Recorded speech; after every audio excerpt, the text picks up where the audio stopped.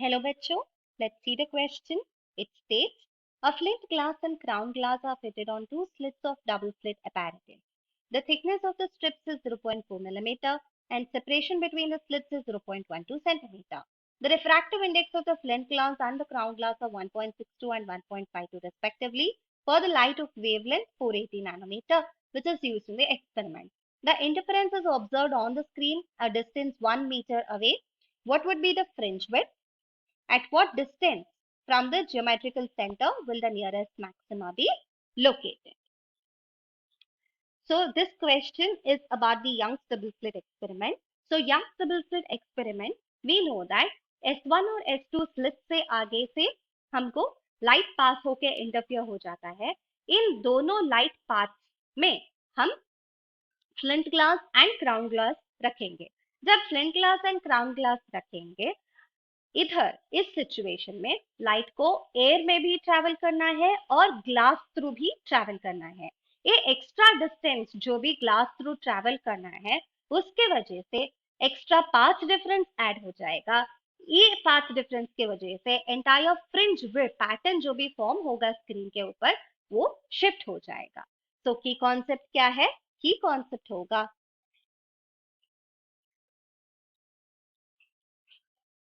shift in fringe pattern due to glass in the path of light. वो understood है. हम situation को पहले विजुलाइज करेंगे. अगर हम YDSC को विजुलाइज करेंगे, लेट्स से ए वाला स्क्रीन है, इधर हमको सोर्स ऑफ लाइट है, स्लिट S1 इधर, स्लिट S2 इधर. Central maxima due to the light travelling in air जो भी है, इसके वजह से सेंट्रल मैक्सिमा इधर पॉइंट O से फॉर्म हुआ है. अभी हम क्या करेंगे, ये S1 के जो भी पार्ट है उसके आगे हम एक ग्लास पीस रखेंगे. जब हम एक ग्लास पीस रखते हैं, अब जो भी लाइट आता है इधर वो पहले एयर में ट्रैवल करेगा, फिर ग्लास में ट्रैवल करेगा, फिर एयर में ट्रैवल होके कुछ पॉइंट P पे फॉर्म होगा. ये वाला लाइट फ्रॉम S2 है, वो directly through the air pass होके पॉइंट P पे इंटरफियर हो जाएगा. Due to interference there will be some fringe pattern obtained on the screen. So ये perpendicular distance draw करेंगे इधर. ये perpendicular distance से ये distance हमें पता है small d, distance between the slit and the screen. Capital D is the distance between the slit and the screen and small d is nothing but the distance between the slits. तो ये perpendicular drop करने से वजह से हमको extra path जो भी travel किया है S1 के through लाइट जो पास हो रहा है, वो एक्स्ट्रा पाथ जो भी ट्रैवल कर रहा है वो मिल जाएगा और वो होगा हमारा पाथ डिफरेंस. वो पाथ डिफरेंस क्या हो जाएगा? ये एक्स्ट्रा डिस्टेंस वजह से आ रहा है. So path difference will be nothing but mu minus 1 times the thickness. वो हम समझ सकते हैं. और हमको इधर देख भी सकते हैं कुछ वाइट शिफ्ट आ रहा है फ्रिंज पैटर्न में. वो वाइट शिफ्ट जो आ रहा है वो उसका वैल्यू है beta divided by lambda multiplied with the path difference which is nothing but mu minus 1 into t. सो इस इक्वेशन को यूज करके हमें फ्रिंज विड्थ निकालना है और distance between the geometrical centre to the nearest maximum भी निकालना है. हमको एक बात इधर समझना है कि फ्रिंज विड्थ के ऊपर कोई फर्क नहीं पड़ रहा है due to the introduction of our glass piece. Only the entire fringe pattern is shifting, but fringe width is not affected. So fringe width क्या होगा? Fringe width होगा beta is equal to lambda divided by d. So substitute करेंगे. This implies that beta will be equal to wavelength 480 nanometer. So 480 times 10 power minus 9. Distance between the slit and the screen 1, or this is going to be 0.12 centimeter.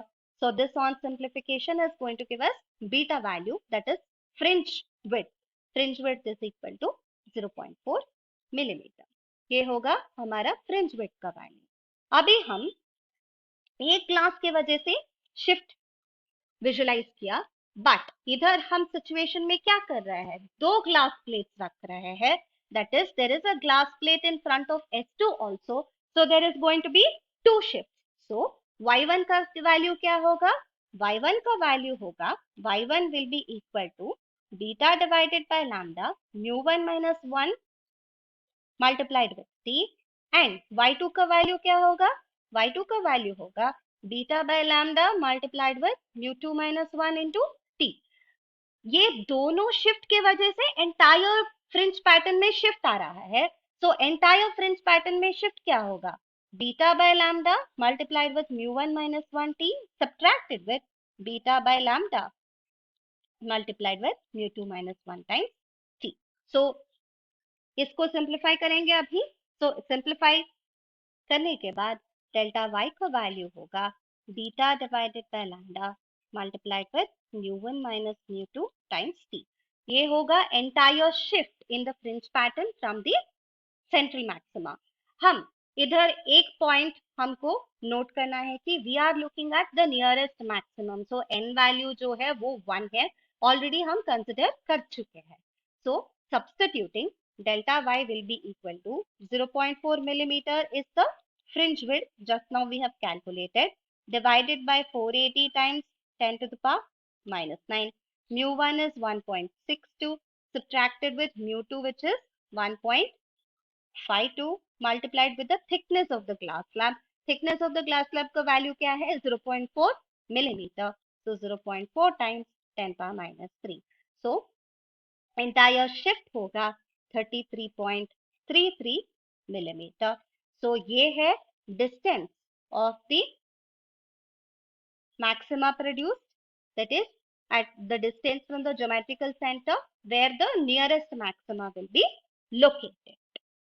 This is going to be our final answer. I hope you understand. Best of luck. Thank you.